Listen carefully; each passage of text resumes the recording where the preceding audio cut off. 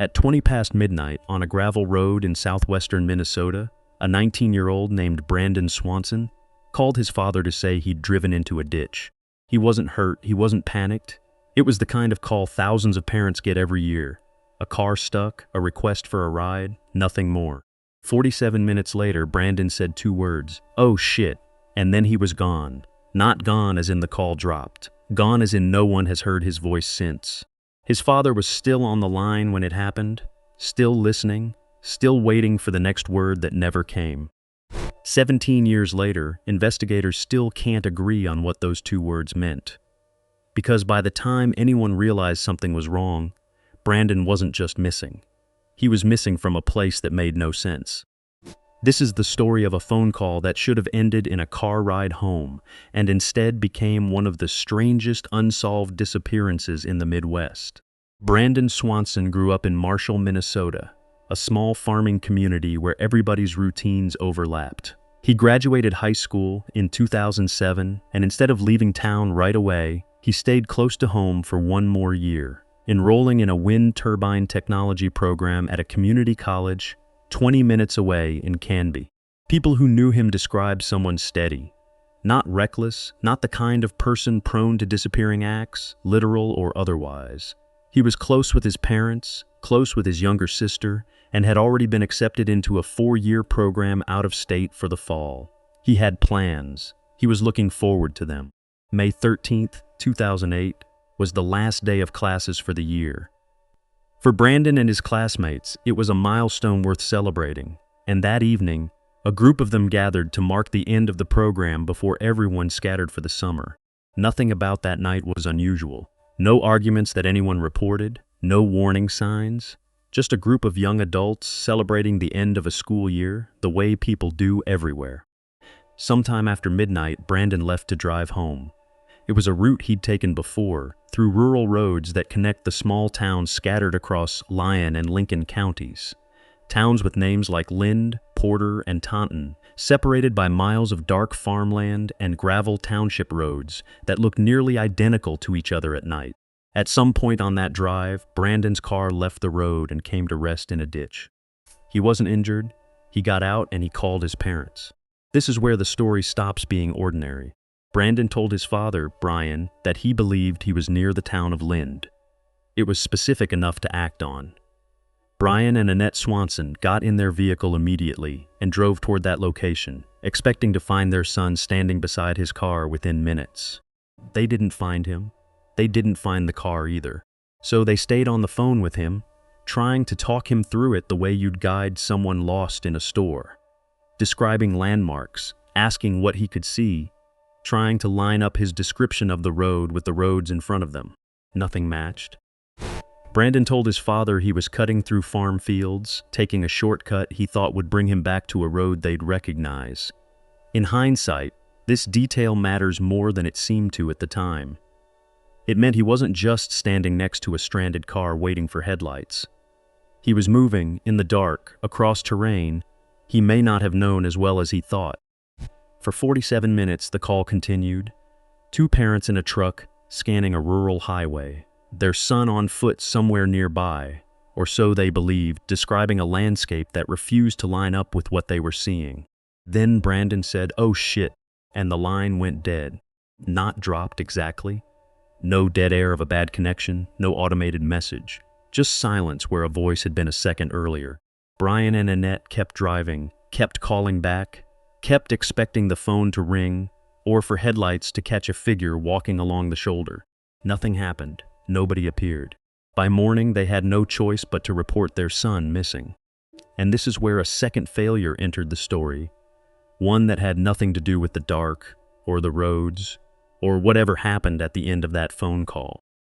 When the Swansons reported Brandon missing, they were told, in effect, that this kind of thing happens with young men his age, that he'd probably show up, that there wasn't an immediate cause for alarm.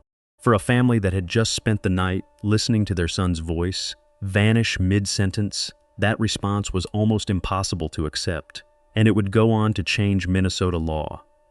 But that's a part of the story that comes later. For now, in the first hours after Brandon disappeared, there was no search, just two exhausted parents, a missing persons report filed with a shrug, and a landscape of gravel roads that hadn't yet been searched at all.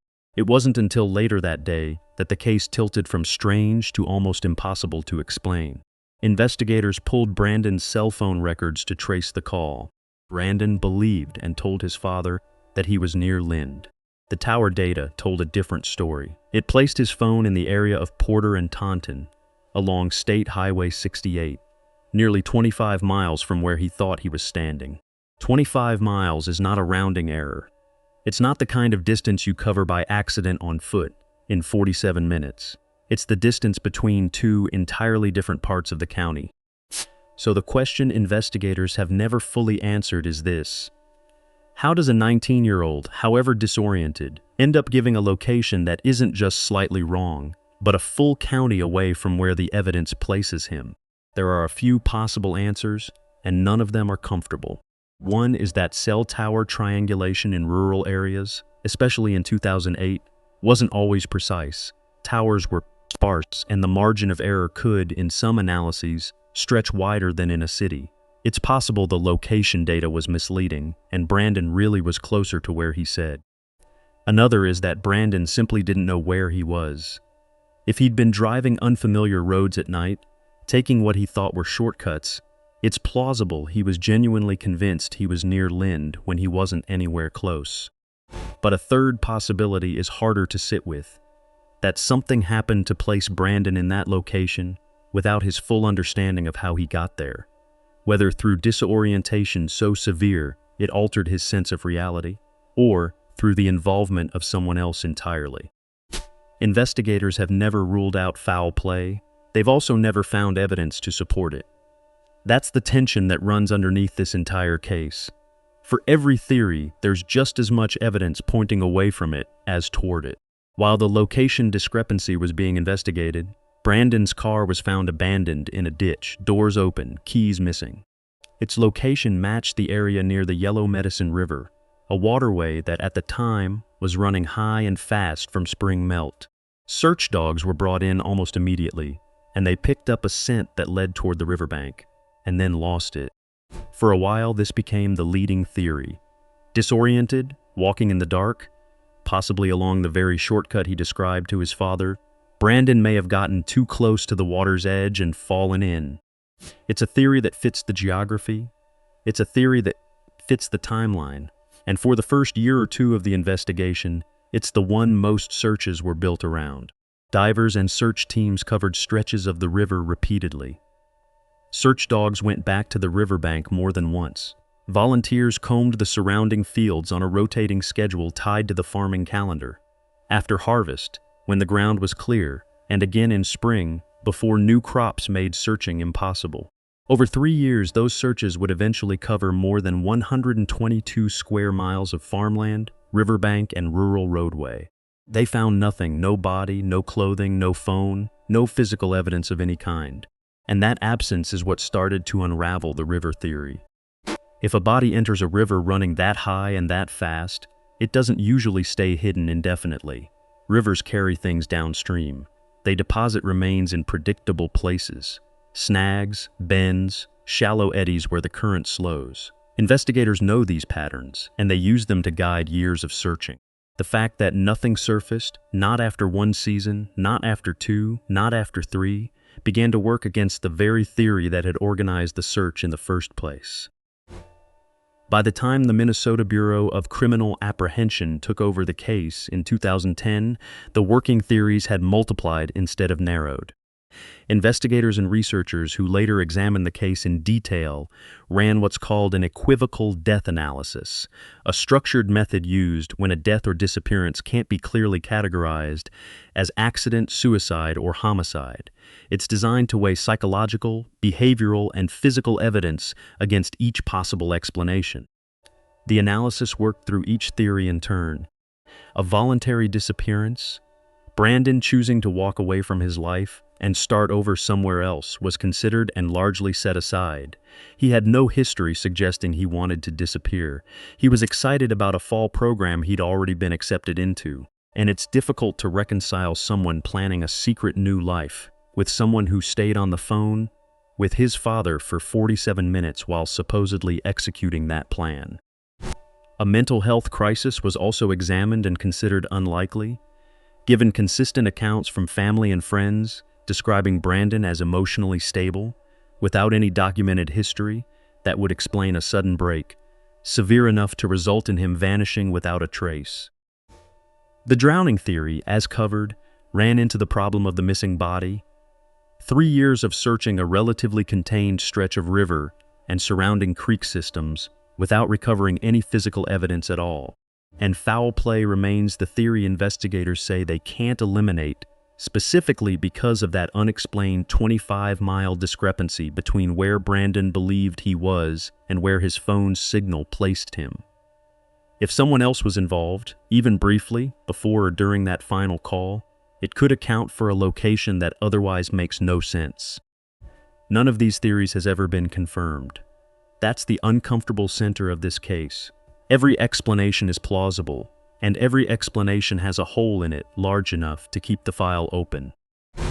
In the years since, tips have continued to come in. Some point toward an argument that may have occurred around the time Brandon disappeared, though this has never been substantiated. Investigators have described most incoming tips as variations on details they already have, rather than new information. But they've also said that every tip is still logged, still checked, still kept from letting the case go fully cold. What did change concretely was the law.